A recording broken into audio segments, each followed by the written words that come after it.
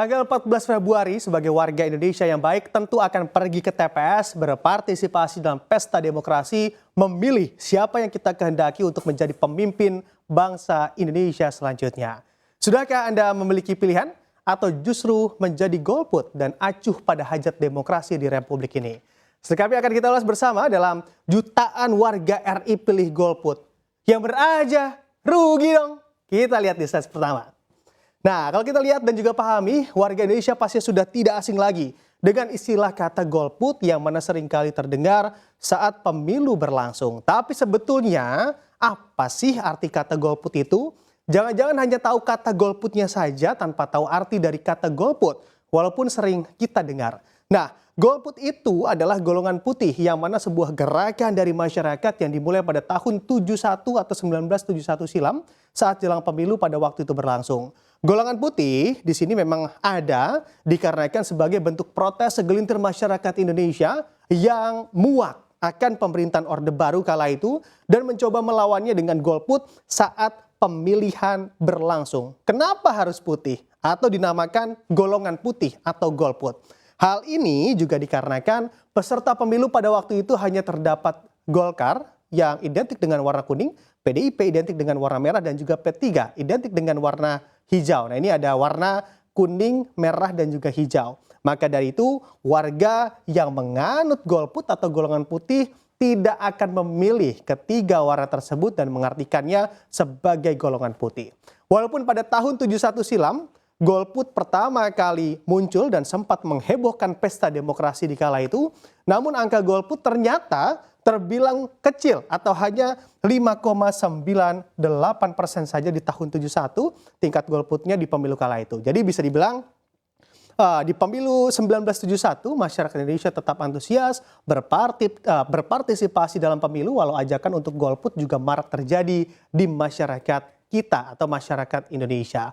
Lalu bagaimana tren golput dari masa ke masa dan juga berapa banyak partai pemilu yang turut serta dalam kontestasi pemilu di Indonesia secara trennya? Kita lihat di slide selanjutnya. Nah, ada kita perhatikan dan juga kita amati secara tren golput atau kita saksikan di sini tren golput dari masa ke masa atau lebih tepatnya dari era Orde Baru hingga reformasi, ternyata tetap saja ada masyarakat yang golput walaupun memang angkanya tidak begitu signifikan. Bisa Anda lihat juga di sini bahwa andai terlalu kecil atau tidak terlihat, saya akan menjelaskan pelan-pelan. Tren golput dari tahun 1999 hingga tahun 2019 atau era reformasi ini walaupun memang ada pemilih yang memutuskan untuk golput, tapi ternyata jumlahnya tidak terlalu besar dan juga signifikan. Bisa Anda lihat yang warna kuning ini. Nah, ini warna kuning ini adalah menunjukkan seberapa besar tingkat golput dari pemilu masa ke masa atau dari tahun 99 hingga tahun 2019. Di tahun 99 angka golput atau pemilihnya di angka 7,26% atau di angka 7%-an saja. Beralih ke pemilu tahun 2004, angka golputnya ternyata meningkat 2 kali lipat. Walaupun angkanya sebetulnya masih kecil, di angka 15,93%. Lalu di tahun 2009, angkanya meningkat lagi di 29,01%,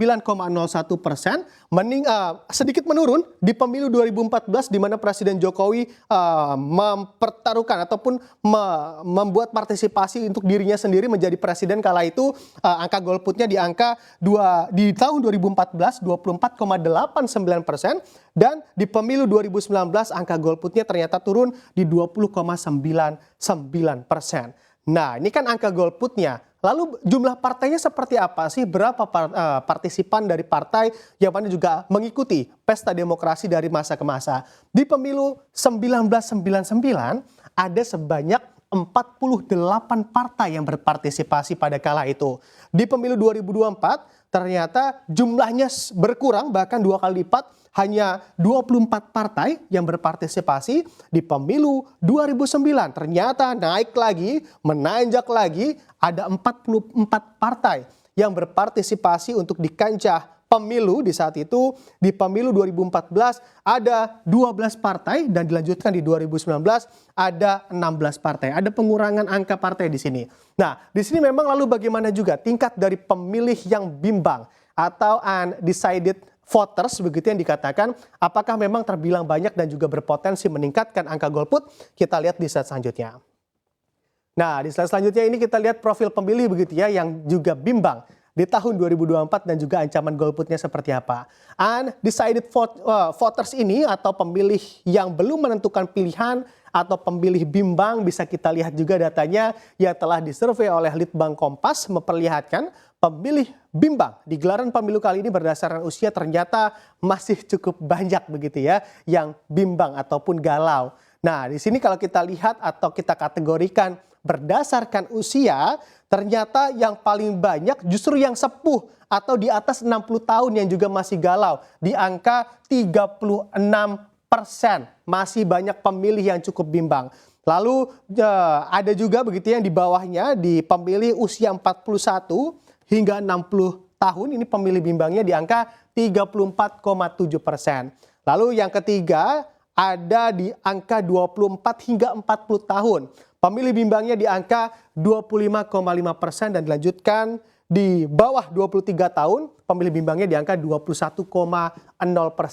Nah, angka-angka inilah yang sebetulnya berpotensi untuk golput. Maka dari itu saya ajak untuk Anda bahwa riset terlebih dahulu di masa tenang ini, yang mana nantinya saat tanggal 14 Februari juga Anda juga bisa melangkah ke TPS mencoblos dengan yakin siapa yang berhak Anda pilih. Kita lihat juga untuk ancaman golputnya. Ternyata dari usia juga dan juga dari generasi untuk ancaman golputnya mungkin bisa kita lihat agak seimbang begitu ya. Di generasi Z berusia 17 hingga 26 tahun di angka 0,6%. Lalu juga di generasi Y atau generasi Y muda berusia 27 hingga 33 tahun.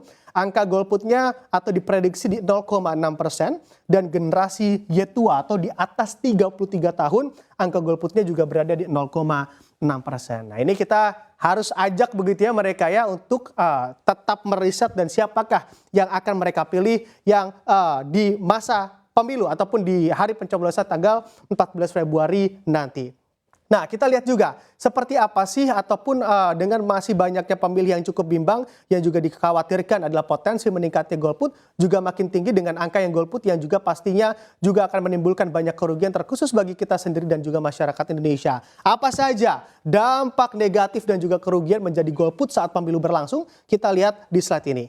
Nah, untuk beberapa kerugian atau sejumlah kerugian jadi golput yang tentunya sudah kami riset, ternyata banyak juga begitu untuk kerugian yang mana Anda kita memutuskan untuk golput. Di antaranya adalah apabila kita golput bisa saja justru yang akan menang atau terpilih menjadi pemimpin selanjutnya adalah pemimpin yang tidak kredibel. Dan sakitnya lagi, Anda tidak bisa protes karena Anda sendirilah yang memilih untuk golput dan tidak memberikan suara Anda pada pemimpin yang bisa saja jauh lebih baik daripada pemimpin yang menang dalam kontestasi.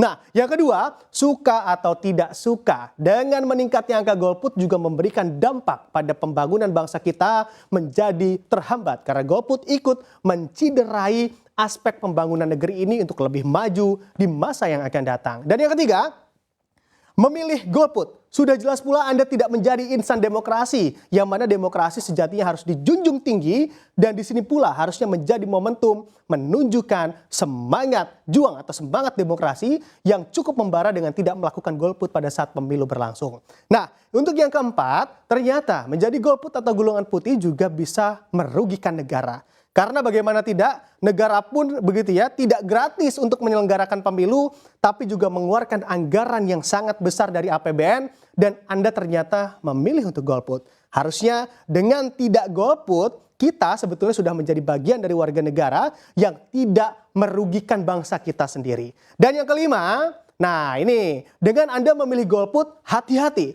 Justru suara Anda malah berpotensi disalahgunakan atau dimanipulasi oleh oknum tidak bertanggung jawab. Ya balik lagi, siapkah Anda untuk hal itu terjadi? Dan harusnya sih tidak ya, maka dari itu merugilah Anda masih memilih untuk golput dari gelaran pemilu kali ini. Nah, yang terakhir, dengan memilih golput, sama saja Anda ikut berpartisipasi dalam melanggengkan kekuasaan rezim. Karena dikutip dari sclc.kpk.go.id, memilih golput sama artinya Anda melanggengkan kekuasaan partai rezim dengan membuat mereka tetap berkuasa lantaran pendukung setianya yang banyak akan tetap memilih Tidak peduli parpol tersebut berkualitas ataupun tidak, tetapi karena memiliki jumlah suara yang tinggi, maka tetap berhasil memenangkan pemilu yang berlangsung. Gimana? Masih mau untuk golput? Mending yuk rame-rame kita ke TPS dan kawal pemilu agar pemimpin terpilih adalah benar-benar pemimpin yang mampu menjawab dan juga mewujudkan cita-cita bangsa Indonesia ke depannya.